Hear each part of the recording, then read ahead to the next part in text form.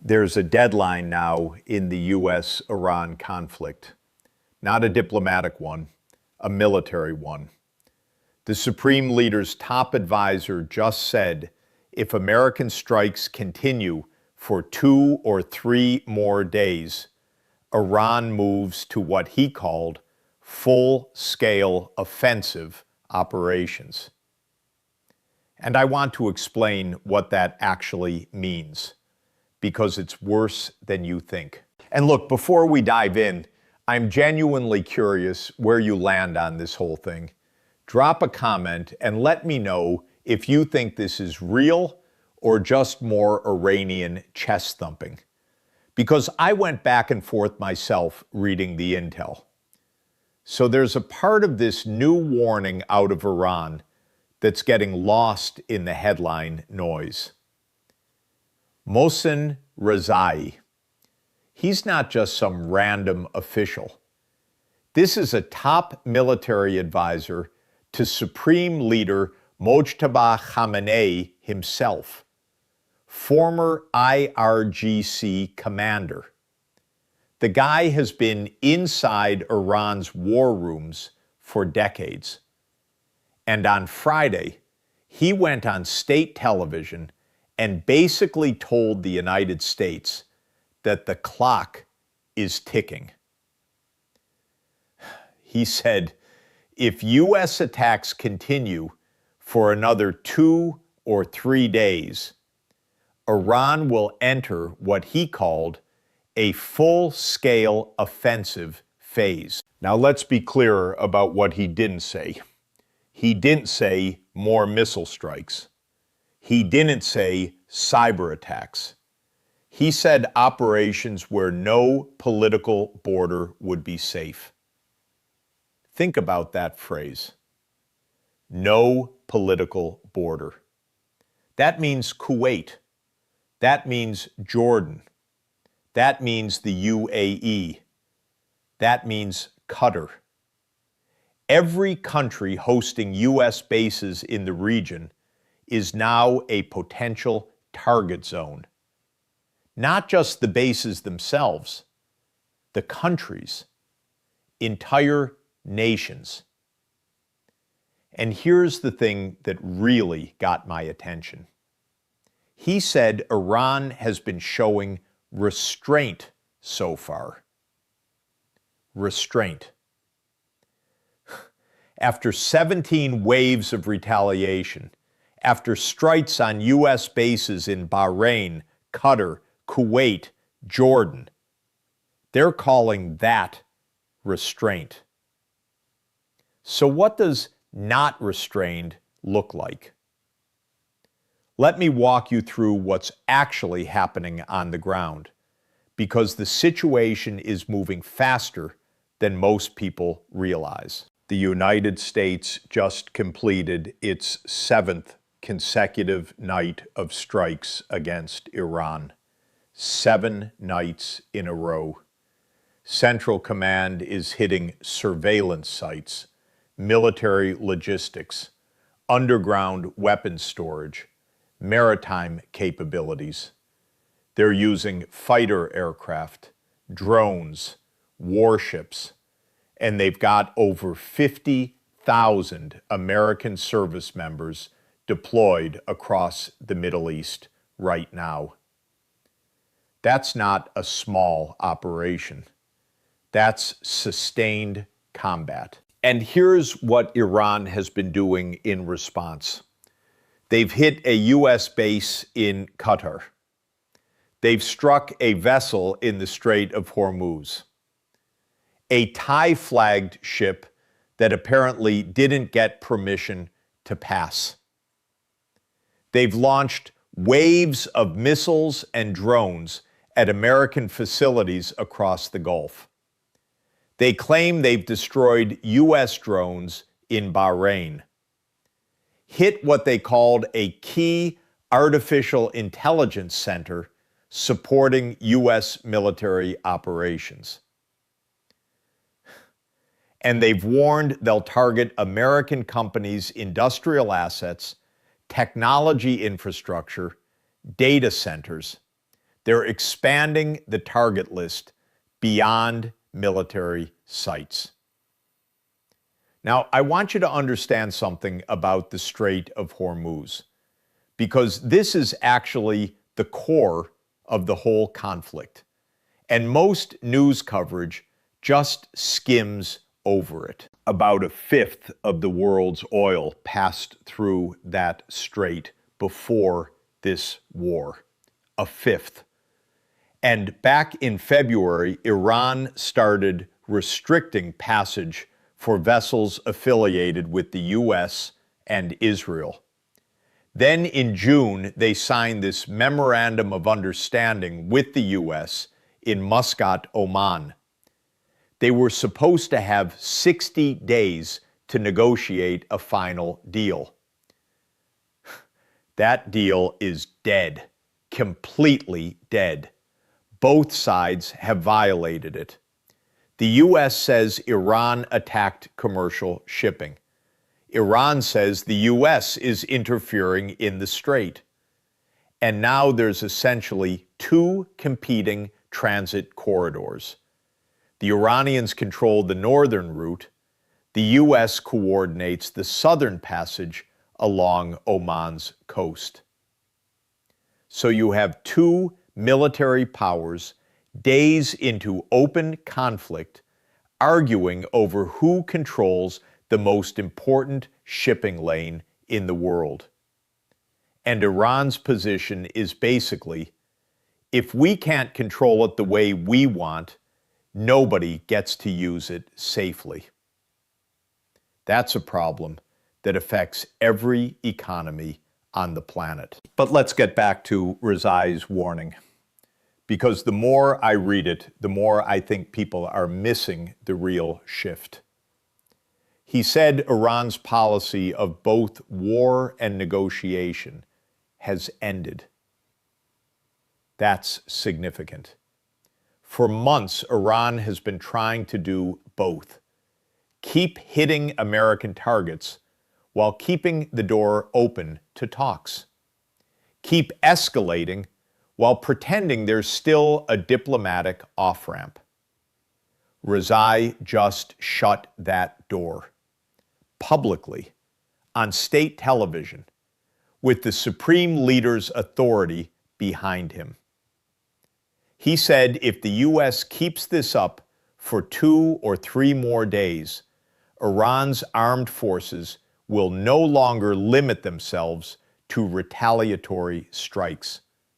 They will shift to full-scale offensive operations. And he specifically warned Washington against any ground operation. He said the United States should expect expanded waves of missile and drone attacks. Not the same waves, expanded ones. More targets, more weapons, more countries involved. Now here's where it gets really dangerous. He called on the peoples of regional countries, Kuwait, Jordan, UAE, Qatar, to help prevent further escalation. That's not a request. That's a warning that their governments are at risk.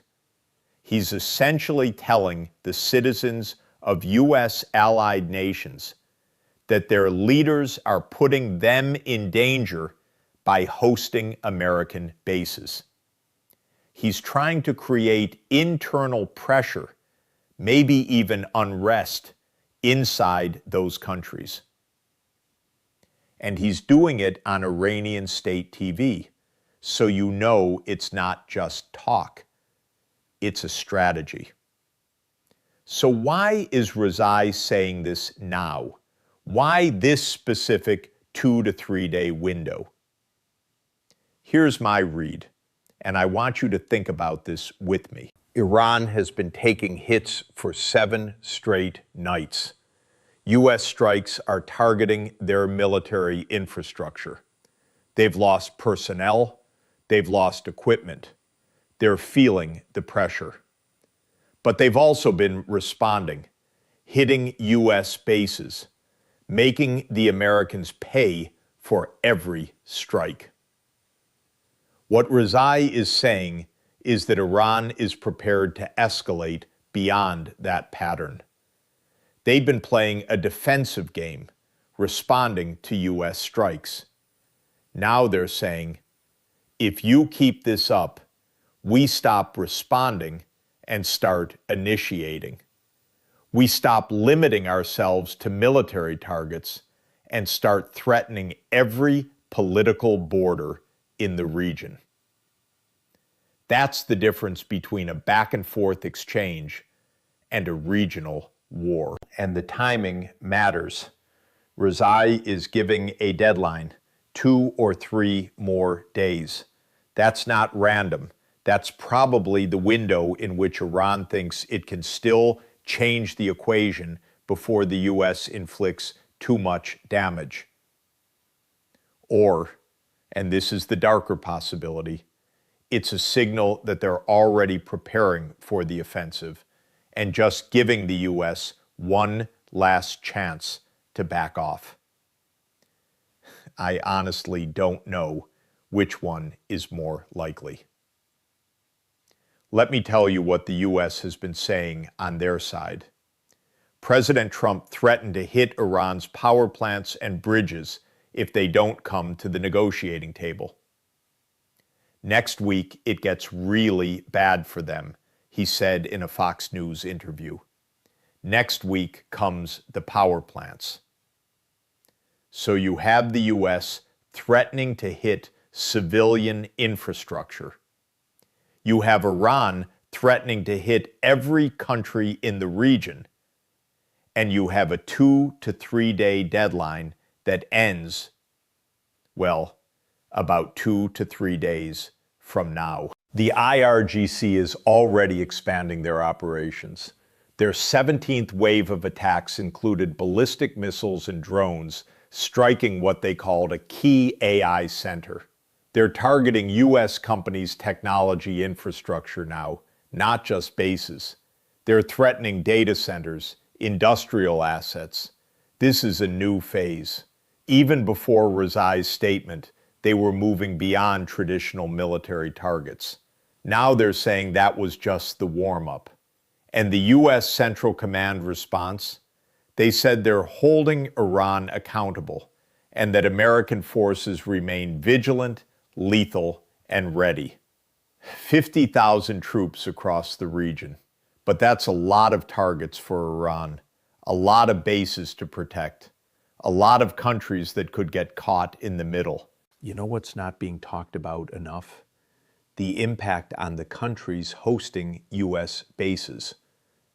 Jordan has been intercepting Iranian missiles. Bahrain has been under attack. Kuwait has been hit. Qatar's airbase was targeted.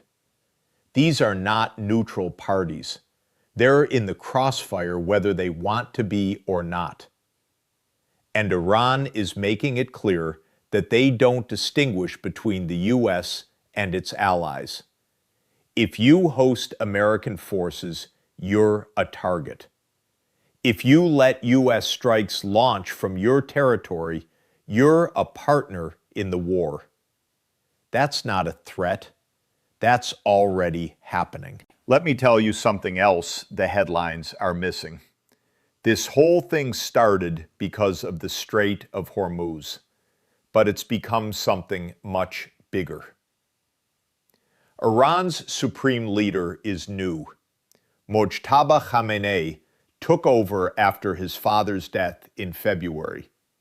He's untested. He's under immense pressure to look strong.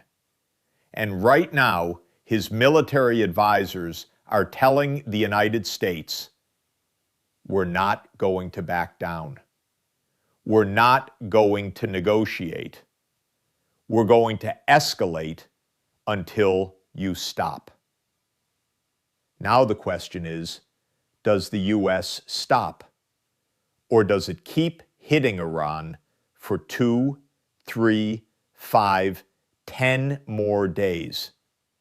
Because every day after that warning is a day the Iranians said would trigger their full-scale offensive. We're already past day 1 of that window. Day 2 is happening right now. And I think it's important to understand what Iran's full-scale offensive capability actually looks like.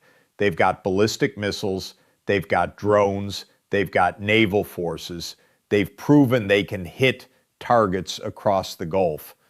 But the real threat is the geography. Iran is on the other side of the Strait of Hormuz. They can close it, they can mine it, they can hit every oil tanker that tries to pass. They can bring global shipping to a halt. They can cause an economic shock that hits every country in the world. That's their leverage. That's why they're so focused on the strait. Control it, and you control the global oil supply. Lose it, and your economy tanks.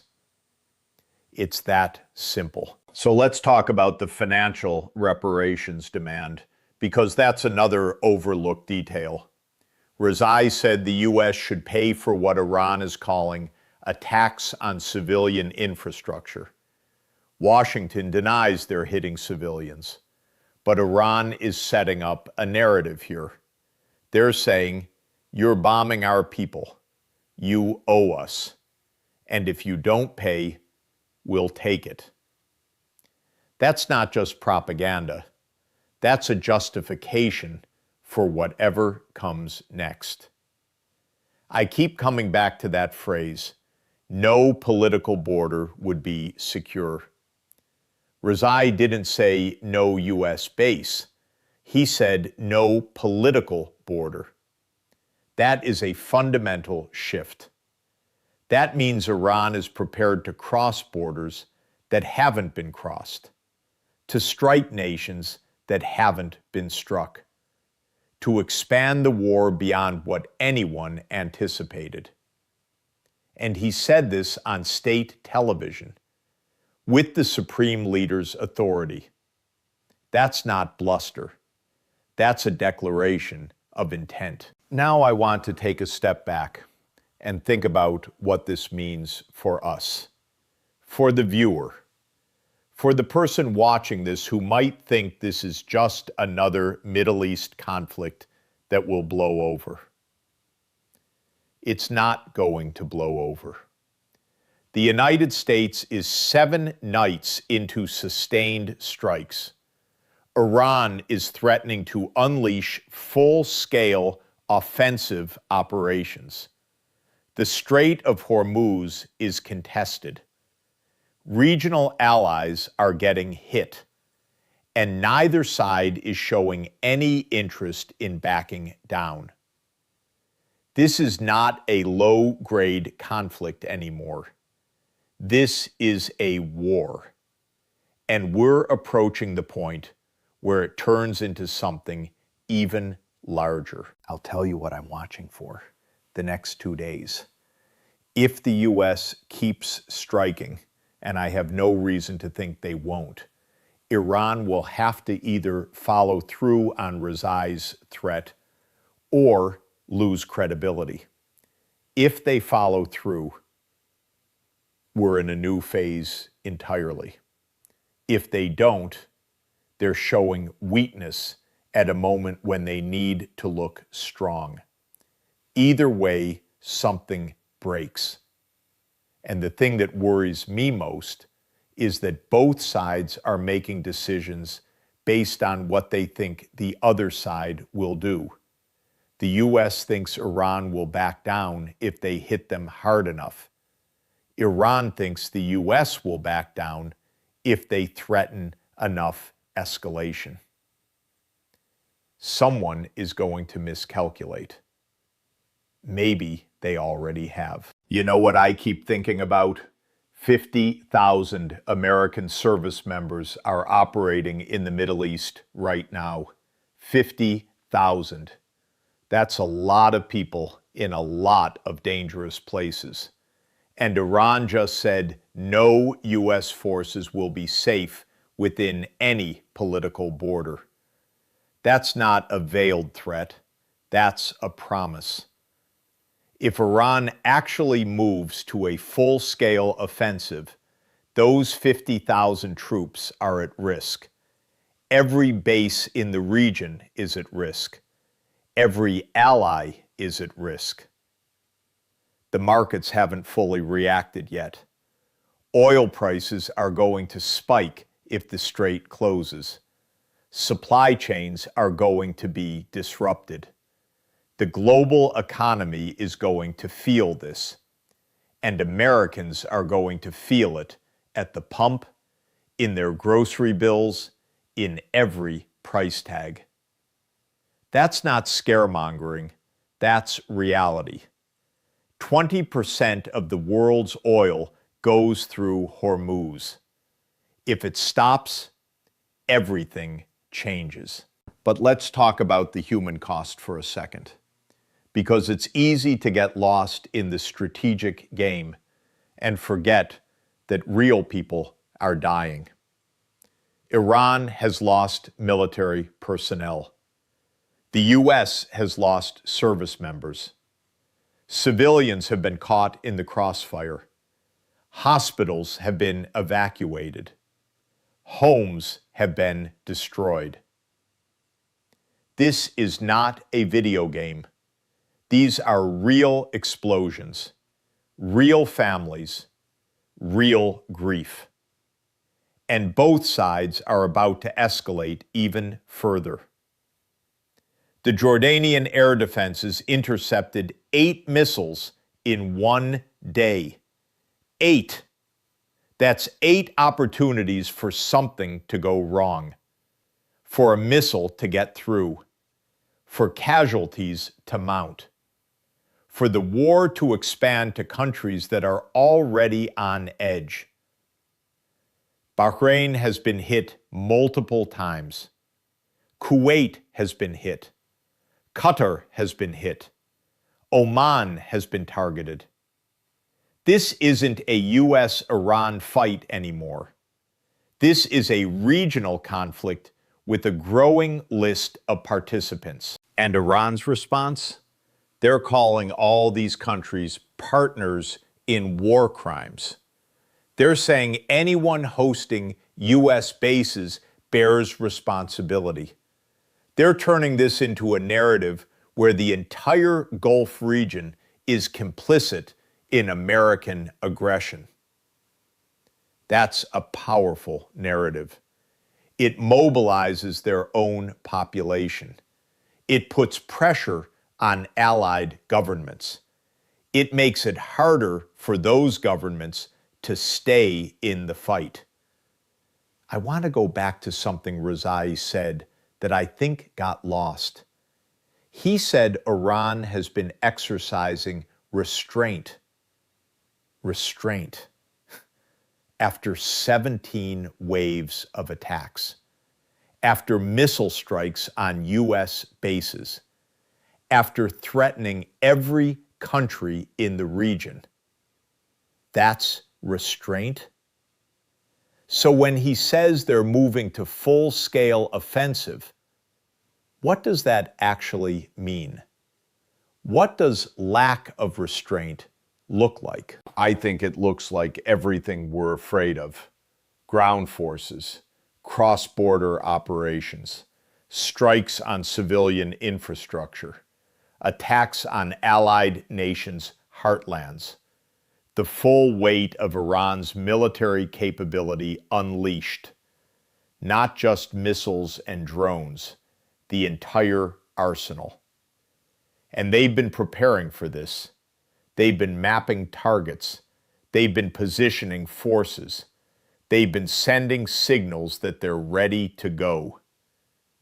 The question isn't whether they can. It's whether they will. And here's the thing that keeps me up at night. Iran's supreme leader, Mojtaba Khamenei, is untested. He inherited a war. He inherited a conflict that killed his father. He inherited a nation under siege. If he looks weak now, his regime collapses. He has every incentive to escalate, to show that he's tougher than his father, to prove that he can stand up to America.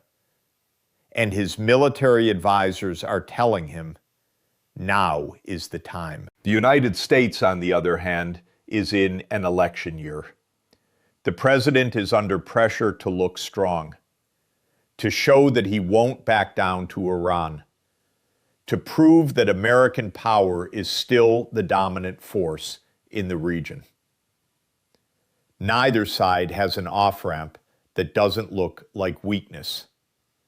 Neither side can back down without losing face. And in a situation like that, escalation is almost inevitable. So where does that leave us? I think it leaves us at a moment of real danger. Not the kind of danger that politicians talk about on cable news. The kind where decisions are being made in dark rooms, under pressure, with incomplete information, by people who are afraid of looking weak. That's how wars start. That's how they expand. That's how they become something nobody wanted. We're 2 to 3 days away from Iran's deadline, 2 to 3 days from what they call a full-scale offensive, 2 to 3 days from a phase that they say will make every political border unsafe. And I have to be honest with you, I don't see anyone stepping in to stop it. I don't see a diplomatic solution on the table. I don't see off-ramps.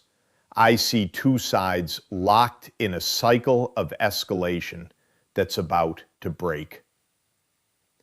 I'm going to end with something that's been on my mind all day. This isn't about who's right. It's not about who started it. It's not about the politics. It's about the fact that a conflict is unfolding that could reshape the Middle East for a generation, could reshape global security, could reshape the American presidency. And the only thing standing between where we are and where we're about to go is a decision that hasn't been made yet. What happens when the 2 or 3 days are up? What happens when Iran's deadline passes and the strikes haven't stopped? That's the question. And the answer might come sooner than any of us are ready for. Thanks for listening. I'll be watching this closely, and I'll be back as soon as we know more. Until then, stay safe, stay informed, and if you've got thoughts on what happens next, drop them in the comments. I honestly want to know what you think.